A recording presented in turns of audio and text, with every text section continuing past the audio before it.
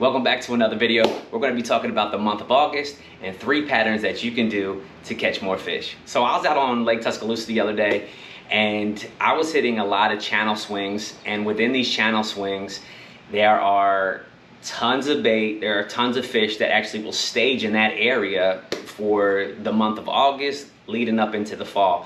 These areas are, known for some current, the depth, and when you have that depth, those fish can actually regulate, their temperature, or the temperature that they feel the most comfortable in. So these areas, will hold tons of bait fish and will hold some bass. So we were out on Lake Tuscaloosa, like I mentioned the other day, and we were idling over these channel swings, and there was shad everywhere, and literally we stopped the boat and bass were busting all over this channel swing.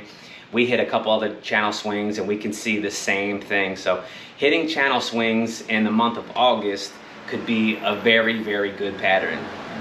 But to add on to channel swings, a channel swing is the deepest part of the water that actually runs through your lake. And a lot of the times on your mapping or your little app that you have, maybe Navionics, you can actually see where the deepest part of that river is or that lake is, and it just runs through your lake. So anytime that channel meets one of your main lake points or meets a wall is going to be the most productive, because as that water is coming straight and it starts to curve, it's almost like a whip. It's going to have the most amount of that water or that torque right there in that area to where that current's going to be perfect for these fish to kind of just ambush or just attack these bait fish. So, if you're not really familiar with channel swings, you can check it out on YouTube, how to locate the best channel swing banks for bass fishing or spotted bass or whatever species you're looking for. But a channel swing can be absolutely fire in this summer heat in the month of August. All right, so let's talk about the baits for a channel swing. Now, I have a couple baits that I typically use, and this is more so like off of the bank. So if you're idling over and you see that all these fish are kind of out suspended in this deeper water ambushing these shad or these bait fish, you're going to need a bait that kind of mimics these shad. So the first one that I love to throw is either going to be like a topwater spook, some sort of wake bait, or a smaller little swim bait, or maybe even your favorite sonar minnow. And a lot of the times if you're using your forward facing sonar, you can see them, you can pin them, and you can make that cast. A lot of the times it's going to take you to be very observant and see them busting and make that cast and catch those aggressive fish. But you can use your favorite bait casting gear, you can use your finesse approach to where you're using your spinning gear.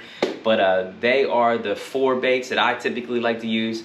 Now, if your channel swing goes all the way up against that bank and you want to fish that point or that wall where that channel swing swings up against, you can fish your favorite type of worm. It could be on a shaky head, it could be a Ned rig, it could be your favorite jig, but we'll get into the points here in a second because that's going to be our next one. All right, so our second pattern is going to be running points. On Lake Tuscaloosa, you have 500 million points. But which points are going to be the most productive? And it could be different, day to day, week to week, person to person. But for me, especially in the month of August, I'm going to find those points that are very rocky and that go out very, very far into the main lake. And the best ones will actually have that channel swing bank up against that point going all the way down into deeper water. And you're probably wondering, like, where do you hit that point at, or where do you fish it? You'll actually kind of just change angles. So you'll come up to the point, you may throw across it, you may be in deep water, throw up to the point, drag down, you may go up to the point, throw out deep water and bring it back. But these areas are going to be very, very good locations as well. We were out on Lake Tuscaloosa, like I mentioned the other day, and we targeted these locations along with the channel swings, and we were catching some quality bass. I think our biggest spotted bass was probably 211, 2.9. I mean, we've caught some really good spotted bass on these structures. And if you know Lake Tuscaloosa, Lake Tuscaloosa could be very stingy, and you can win a tournament with like 8 pounds. So catching 2+ pound bass, especially in the month of August, is amazing. This is a good wind blown point.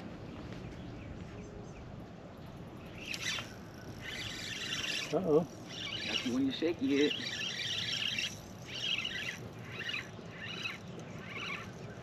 Good, huh? You feel like you're pulling pretty good.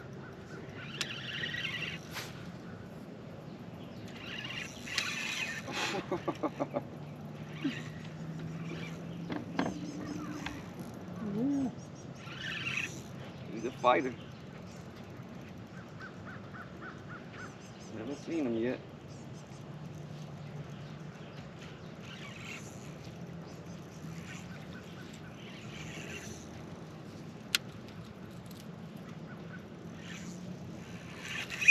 Whoa! Look at him.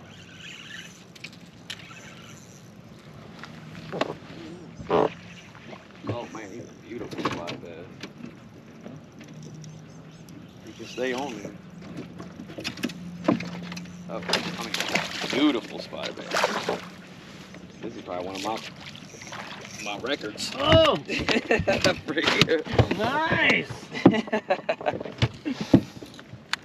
Alright, chill out, buddy. I don't want to get you hurt. You swallowed that joker. That was yours. Cool. The purple joker. Boom. We got him.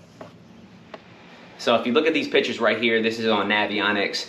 You can actually see how this point is just like a regular point and it just kind of like drops off. Well, if you look at this picture, you can actually see that this point obviously is a point, but it extends super far out into the main lake to where that channel runs right along it, making it the best possible location or the best point for you to kind of target. And it not just Lake Tuscaloosa, it can be on any body of water. So let's get into debates of fishing these points. So definitely a jig. Fish your favorite jig. If the jig seems to be a little too big, you might want to go with one of those little finesse jigs. If they're not really biting and they may be just ticking your bait, you may want to try to finesse them with a Ned rig. Definitely a shaky head, and I always have a drop shot tied on. So they are my 4 main baits that I want to try on these key locations. And like I said, your better points are going to be the long tapering ones. And to add on to that, if you have a channel swing that hits it,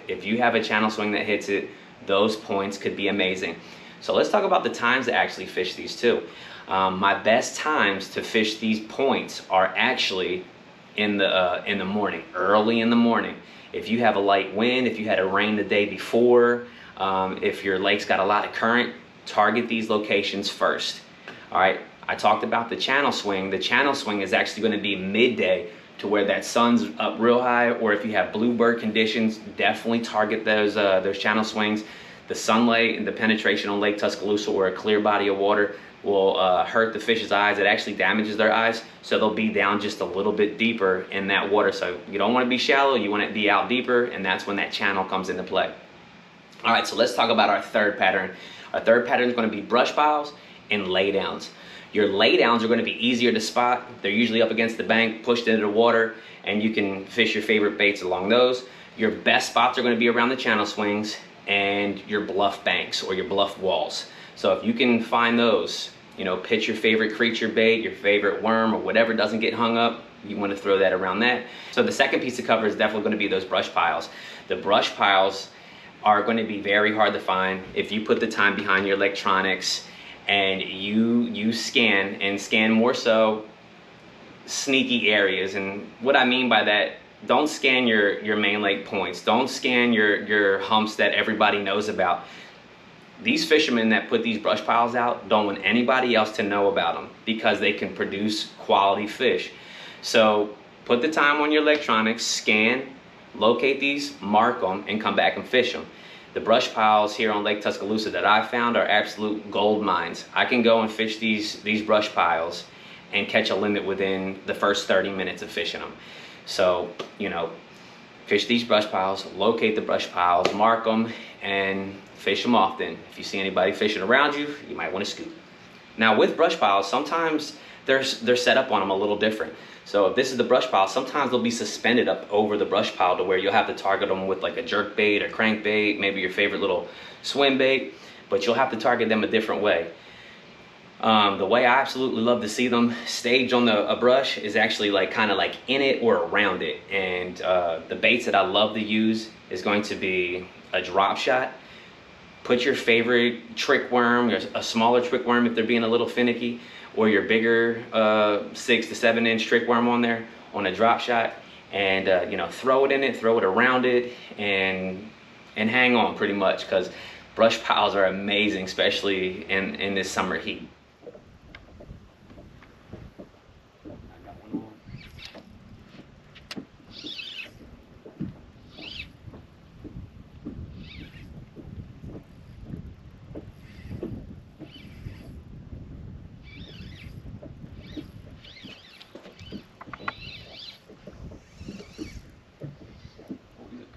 It is.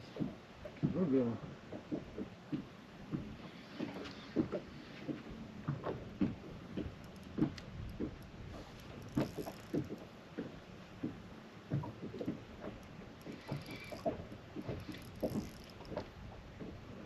Oh, pretty.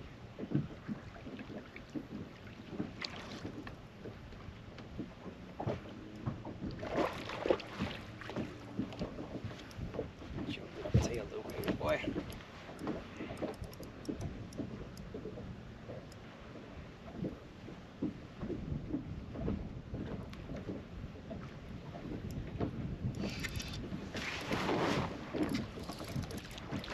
Oh, come on. Here's a good one.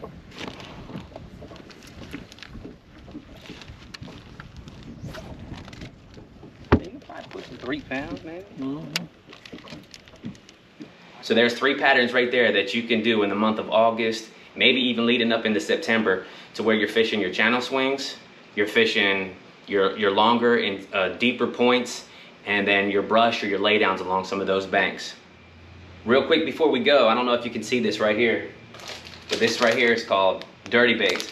And I don't know if you can see that, but they are hand poured and absolutely look amazing, and they catch fish.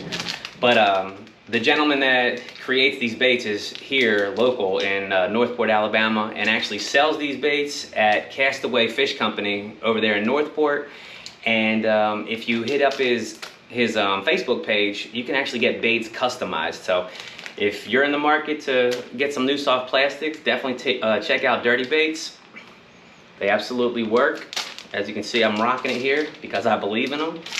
But like always, thanks for watching. Continue to follow Bassn Buddy, and I'll see you next time.